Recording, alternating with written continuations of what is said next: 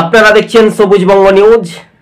সংখ্যালঘু ২ পরগনা উত্তর এবং দক্ষিণ ২৪ পরগনা, এই দুই জেলা থেকে ৩৩-৩১ যে বিধানসভা আসন, আর সেখান থেকে যদি আমরা দেখি দর্শক বন্ধুগণ, তাহলে আইএসএফ ১৫ থেকে ২০টি আসন কিন্তু জয়লাভ হতে পারে। আজকের যে জনপ্লাবন অকপ বিলের বিরুদ্ধে প্রতিবাদে জনসাধারণ মানুষ আইএসএফ এর ডাকে একটা সাড়া দিয়েছে কলকাতা রাজপথে, সেটাই আপনাদের সঙ্গে কথোপকথন এবং ভিডিওটা পরিষ্কারভাবে ভিডিও দেখানো হয়েছে রিয়াকশনের মাধ্যমে।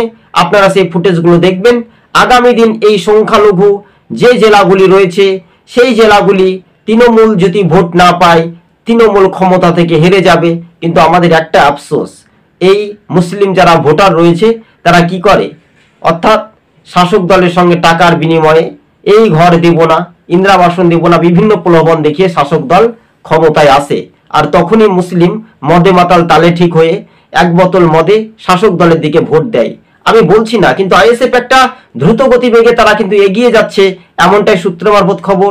২৬-এ কিন্তু একটা বড় চমক দিতে পারে নওশাদ সিদ্দিকীর দল আইএসএফ।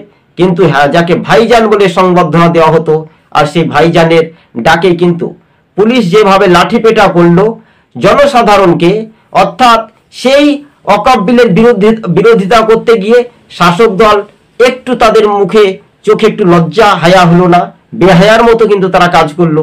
কেননা সাধারণ মানুষ প্রতিবাদ করছে বিজেপির বিরুদ্ধে, আপনার পুলিশ কেন লাঠিপেটা করবে, এটাই প্রশ্ন করতে চাই।